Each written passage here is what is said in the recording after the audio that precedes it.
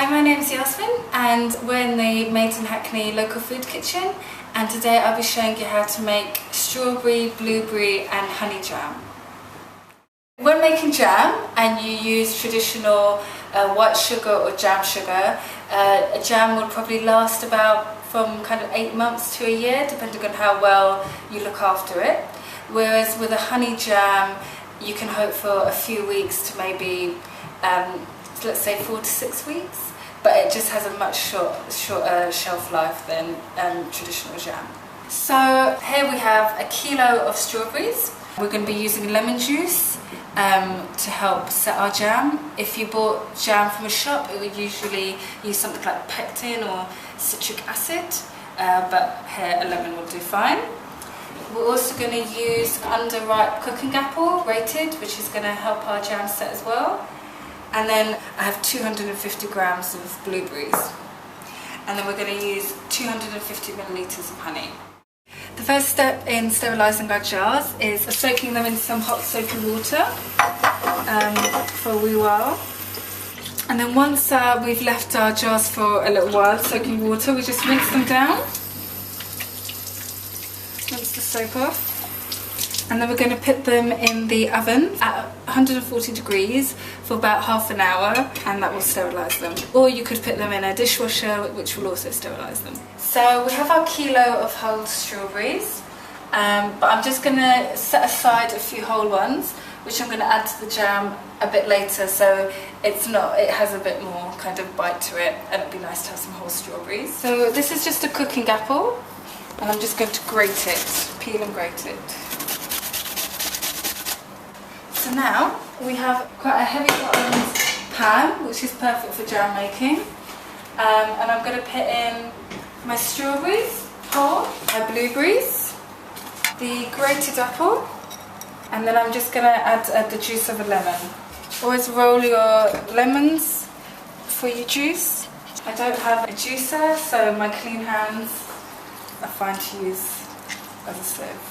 And I'm just going to put them on the heat, and I'm going to leave them to soften for about 15 minutes. So we start off on a medium heat, and then we're going to, once we add our honey, we're going to turn up the heat so that we get a rolling boil.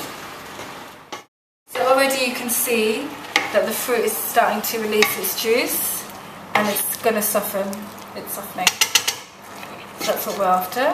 Already after 5 minutes you can see all the liquid coming away. Here I've just got some organic wild honey. So we want 250 millilitres of honey. And you want to get it onto a really high heat now. You want a rolling boil heat. It just smells lovely. And you can lick that later. And as it's boiling, we're crushing the fruit to the side of the pan.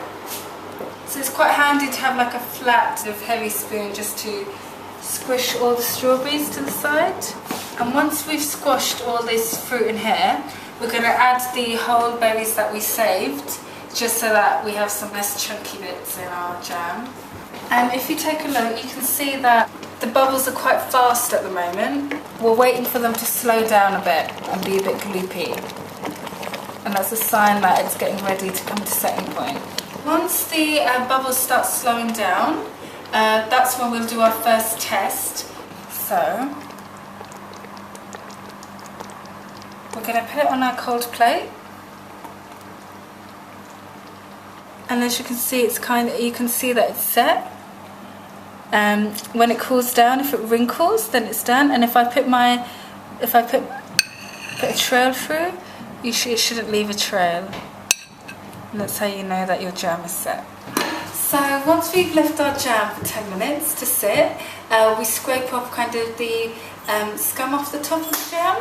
And it's really important with jam, you want to fill your jar to the very top, so you don't want any air between the lid and the jam, because the air is where the kind of nasty bacteria festers, and that's what will make your jam mouldy. As you can see, we've filled our jam to the very top, and we're just going to our lid on, and then we're going to label them up, just saying what's in them and also the date that we made it. And there's our jam, and we can Unopened we can keep it at room temperature, but once you open them, keep them in the fridge.